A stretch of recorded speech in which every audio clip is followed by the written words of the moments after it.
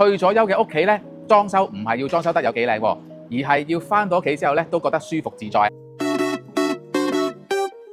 今日又嚟到呢個日出康城嘅 Park Season啦，帶你睇一睇，唔需要大裝修都可以按照屋主生活習慣咧，做到一間啱住嘅屋企。而家即刻上去睇下。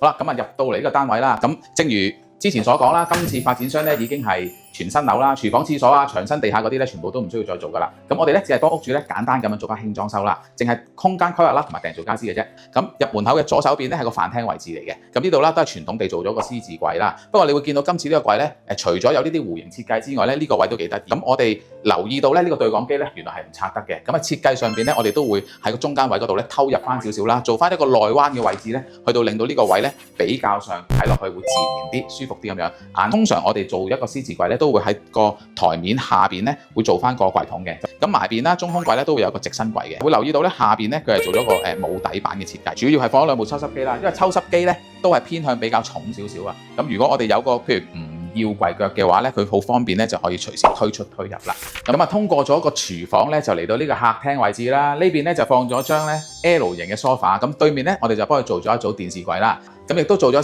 少滲燈嘅設計啦，係啦，我哋配合咗咧用輕裝修啦，我哋只要用一個遙控咧已經可以做到開燈閂燈，效果咧非常之咁方便嘅。咁嗱個廳啦，我哋嘅設計咧都係同飯廳一樣嘅，都係用咗淺木色加白色啦。不過今次呢一度咧想特別少少，我哋做咗一個層板咧，做咗一個層次嘅層板，用咗隻炭灰色嘅。好，依家帶你去睇下入邊嗰3間房啊！好啦，咁啊嚟到第一間房啦，第一間房咧就係男戶主嘅房嚟嘅喎。咁啊啱啱都有提及過啦，咁啊因為佢哋都會分開2個房間啦，咁樣所以呢度咧係個單人房嘅設計嚟嘅。因為屋主都掛衫嘅需求比較大，咁所以咧今次咧掛衫咧係掛到上頂嘅，係啦。咁上面嗰度咧到時就可以用翻一啲類似啲丫叉嗰啲咁啦，就可以攞衫啦，或者可能企張凳仔啦嚇。別類啦，中間呢個位咧，其實好多時我哋都會喺個衣櫃嗰度咧偷翻一個細細哋嘅窿仔咁樣嘅，咁啊當床頭位用。咁啊亦都啦收翻啲圓角啦，因為呢個位置都好容易撞親啊嘛。床下底當然唔會嘥啦。嗱咁其實呢張油畫床咧，除咗佢本身油畫床之外咧，下邊咧都仲係前邊咗櫃桶，就係咁啦。我哋而家去第二間房，其實呢一個咧係個書房嚟嘅。原本咧呢個位置咧呢間房都幾難放到張床嘅，咁但係咧因為屋主希望啦呢個位咧有時如果客人過嚟嘅時候咧都可以臨時做間睡房，同埋入門口右手邊啦你會見到一個都係一個高身嘅衣櫃啦。咁輕裝修啦，講啊點樣用一個最低預算咧做到效果咧？譬如好似呢個位咁樣，咦無啦啦有個燈掣喺度喎，點算啊？唔通我哋個衣櫃要做到好細去避開佢？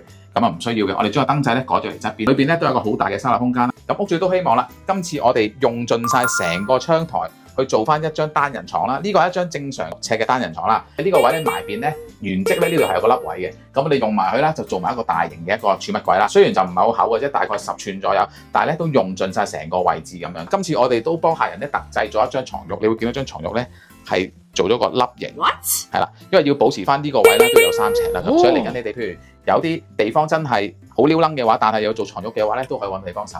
好，咁我哋去埋主人房。好啦，再睇埋最後呢間主人房啊。首先咧入門口位咧呢度有個細細哋嘅凹位嘅，咁當然啦我哋就唔會放過啦，做埋一個矮身櫃啦。咁屋主有時咧企喺度做少少嘢咧都冇問題嘅。呢度咧亦都做翻一個全高嘅一個高身衣櫃啦。咁屋主都有個少少要求啦，就係話有時有啲着過嘅衫啊或者啲褸咧唔想咁快擺入去個衣櫃裏邊啦，咁啊做咗個開放式嘅掛衣區啦。而上面都一樣啦，亦都做翻一個掛衣區嘅。咁而去到呢邊啦就放咗一張4尺嘅油壓床，同樣地啦，今次呢張床亦都係做咗個油壓嘅設計，前邊做翻櫃桶嘅，埋邊啦都係喺個衣櫃位咧偷咗部分位置咧做翻個床頭位置嘅，下邊做一啲條子嘅櫃桶啦。咁然後床頭呢邊咧都係做翻個床頭櫃嘅。咁呢個床頭位置咧下邊咧今次呢個咧係有得放嘢嘅，有一個好大嘅收納空間啦。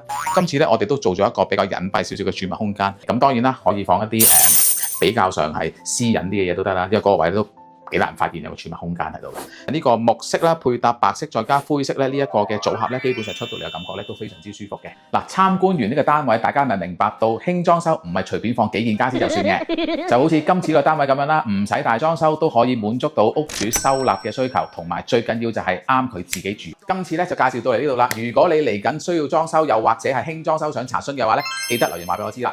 Follow 個 channel 啦，一有新片咧第一時間通知你。我係 Benny，下次見，拜拜。